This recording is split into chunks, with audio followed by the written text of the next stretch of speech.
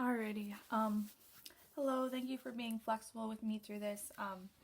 My professor is opening up a exam between certain hours that happen to conflict with tutoring, and so instead of trying to make him accommodate new hours for me, I decided that I could just provide you guys a video, and maybe that'll be a little less challenging for the professor. And myself. I would like to take the exam at the same time as other people. So thank you for being flexible. So you guys should be talking about still talking about kind of the cell cycle, but specifically replication of DNA. So previously, we had the cell cycle, and we had these phases. We had G1, we had S, we had G2, mitosis, and then cytokinesis. And we said what happens during the S phase is all we said was DNA replicates.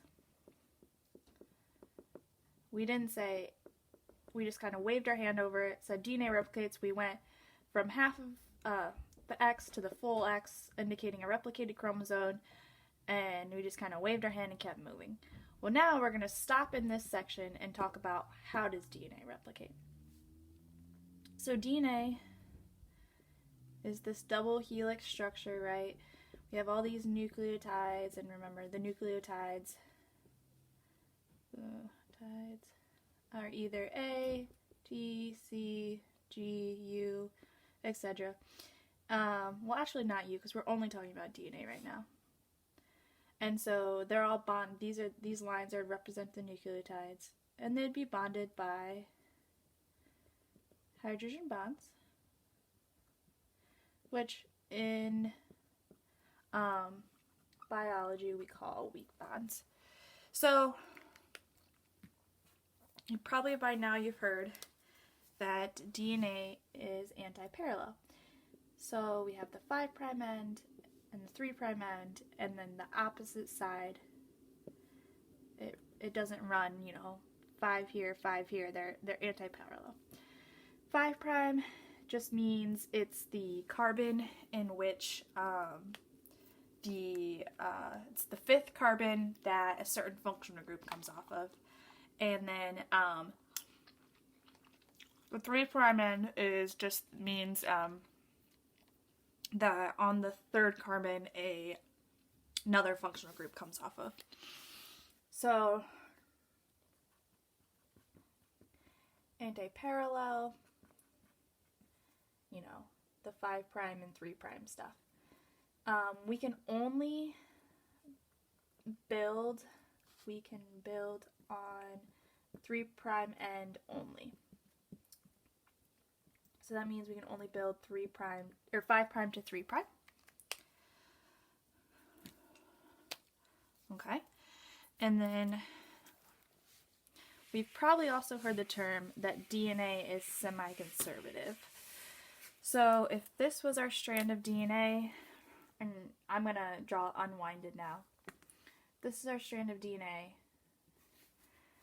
And then instead of creating one whole new blue strand and a whole new, let's say, red strand, we would have half of the old strand, blue,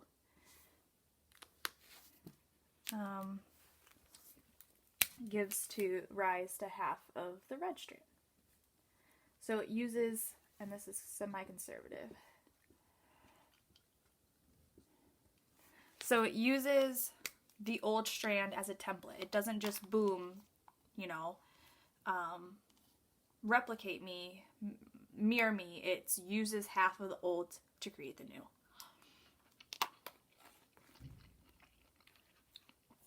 So again, these strands are really, really long, and we can break apart those nucleotides, we can break apart those hydrogen bonds, and open up and create a replication bubble. So if the DNA was to open up, it would look like this, right? We broke the hydrogen bonds. And so then that's how we can start building the new strand and get to this, right? We have to have that replication bubble, or sometimes called the replication fork. Replication bubble or fork. So I'm going to take this picture and I'm going to turn it sideways, okay? And make it bigger.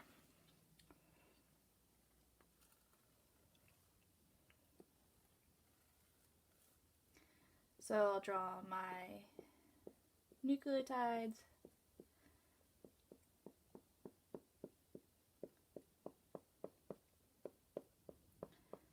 So I've opened up DNA and I'm ready to replicate it. The problem is DNA requires a lot of enzymes. DNA replication requires a lot of enzymes. So basically this whole chapter is about keeping those enzymes straight.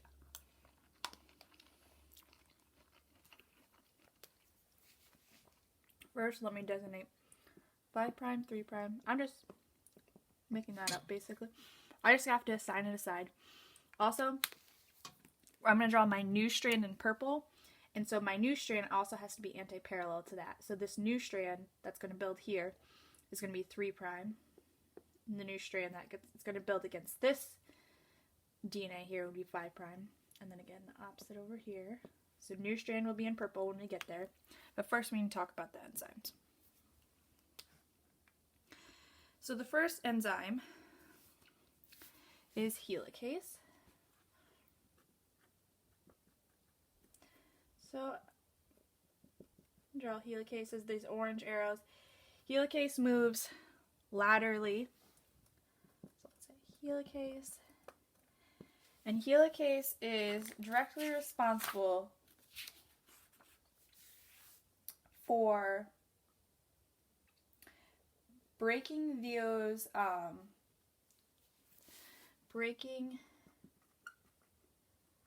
H bonds in parental strand, or in the original strand.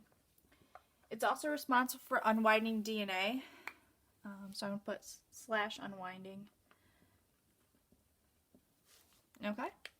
So this guy's going to come through and he's going to break all these hydrogen bonds.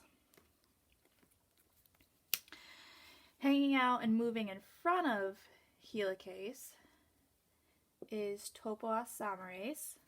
So again, you know, as helicase moves, so does topoisomerase. So topoisomerase, and he's responsible for unwinding as well. So these two sometimes get confused. So remember that helicase actually breaks the hydrogen bonds. Topoisomerase unwinds, but his, you know, characteristic that's unique to him is that he relieves strain or pressure. So when you unzip a zipper and you pull on this side, these two sides kind of, this is going to crunch together, get tighter because we're pulling here. And so we're relieving that strain here with this topoisomerase. His job is to relieve that strain. Because remember, this is DNA. This is important stuff. We don't want to mess this guy up. So, there's so many enzymes. Okay. So then, we have DNA, or not DNA, RNA primase, or sometimes called just primase. This can only bind at the top of the replication fork. So this is primase in blue here. And this starts the strand. This starts the, I'll put new strand. And it does this by laying a little bit of RNA primer.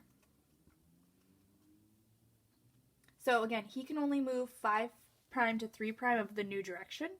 So for the strand on top, we'd be going, here's this 5', right? We'd be going this direction. So this primase can only move to the left. And for the bottom, vice versa. And so the new strand here, we would lay a few RNA primers as we went this way.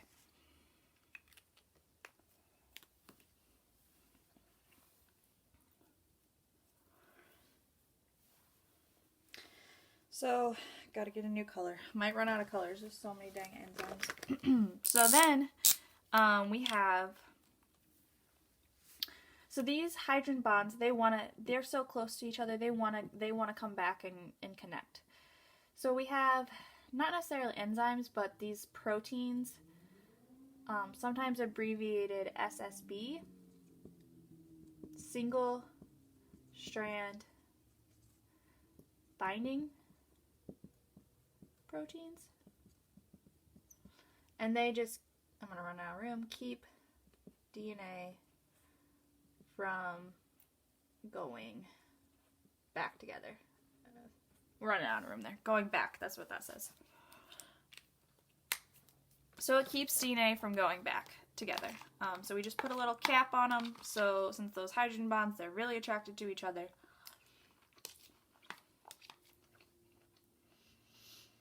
So after we stick a little bit of RNA primer down,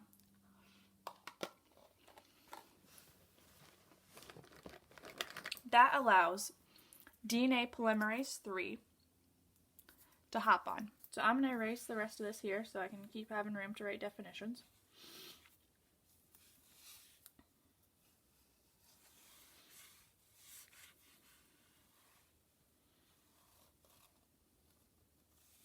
Okay. So now DNA polymerase can hop on where primase left off, and he can keep synthesizing new DNA, and he can just follow that helicase right on down. As this helicase moves and opens more, he can just keep on following. Oh, I said I was going to draw the new strand in purple, but I didn't. My bad. Alright, so this is DNA polymerase. I'm going to abbreviate polymerase 3. And this is going to build DNA after primase. So after that, primase has laid down some RNA primer.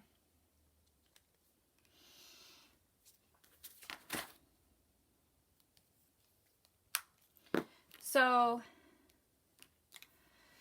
these strands that just keep going and following helicase, those are the leading strands. So let's say here, let's abbreviate this. LD for leading. We'll put leading. Abbreviation LD. We'll say synthesizes in one step, not necessarily step, but like one swoop, and follows helicase. Okay? So now we have the challenge of we've only can build from this half on for the top strand and this half on for the bottom strand. We still need to synthesize DNA this way, but we can't just put the enzyme on and then go the opposite direction because we can only add to the 3' end of the DNA. So what we can do is that primase can lay a few primers, and then polymerase can go on and take on the leading strand, and then this primase can kind of hop back to wherever helicase is left off in this direction and put a few primers. And then so as soon as primase has laid a few primers this way, helicase has gone this way a little bit more, so he can hop back a little bit more and lay a few more primers.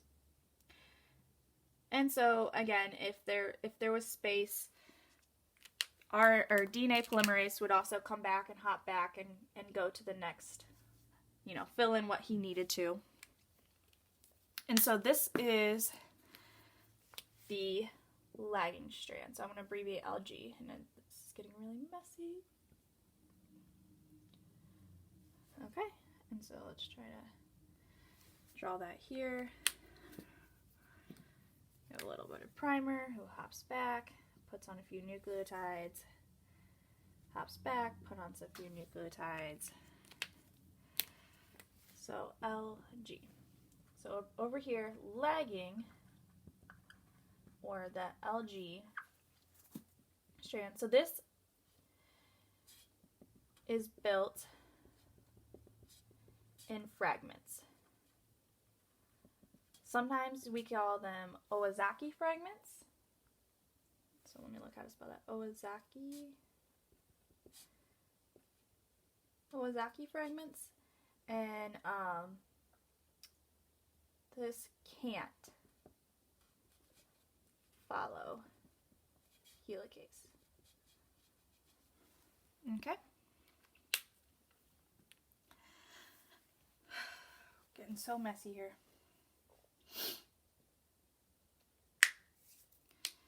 Okay. So I'm going to erase, and I can't find my eraser at the moment. I'm going to erase and then draw the same picture but a little less messy.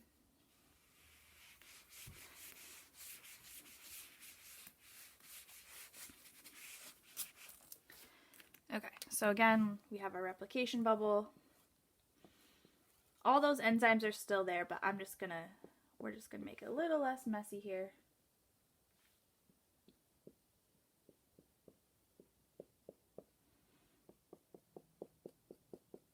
Okay, so I believe this was 5, this was 3, this was 3, this was 5. Okay, and let's draw our new strand. Okay, so this was our leading strand on top, right? Because this is 3 and this is 5, 5 and 3. So we had to do a little fragments here.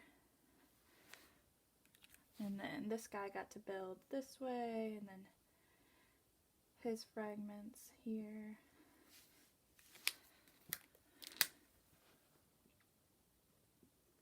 And then DNA polymerase 3 took over and could just keep following helicase. Right? Okay. So let's label this again. Leading, lagging, leading, lagging. Alright. So now we're almost done, but the problem is we still have we have fragments, so we have some open spots, and we still have RNA hanging out there. So we have DNA polymerase 3. Again, I'm going to believe, or DNA polymerase 1, I'm sorry. DNA polymerase 1, which will come through and replace RNA with DNA. So he'll come through, and now he will make anything that's blue green. And that's symbolizing DNA and no longer RNA.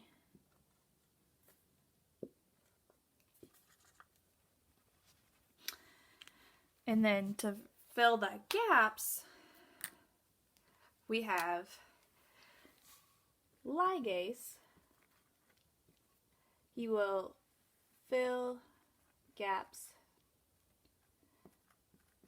between fragments. All right. So he'll lay RNA in that, DNA in those fragments, but he's the one who comes through and completes all those.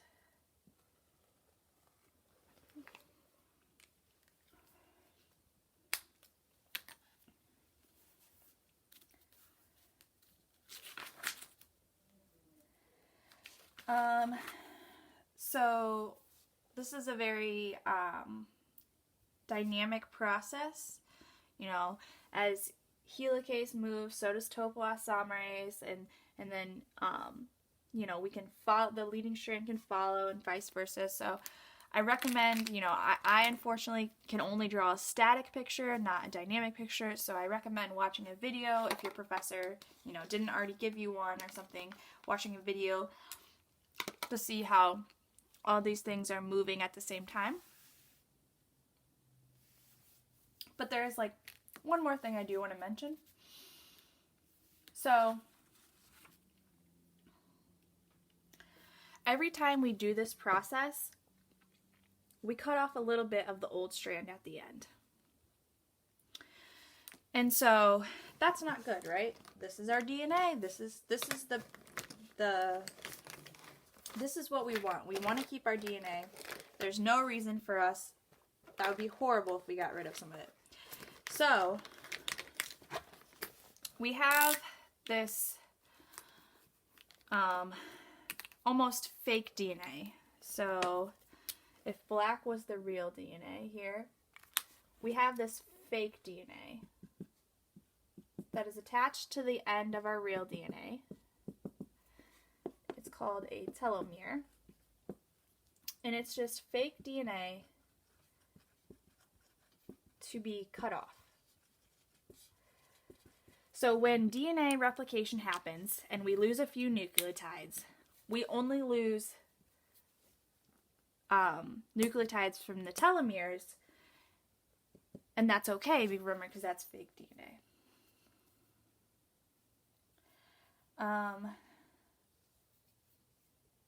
So I also, just a few other notes I have written in my notes. Teloisomerase, so the ACE version of this word, is the one that's going to build the telomeres. And so cancer cells are when we can't, cancer cells turns on the enzyme version of this and keeps producing and producing and producing all this fake DNA that doesn't code for anything.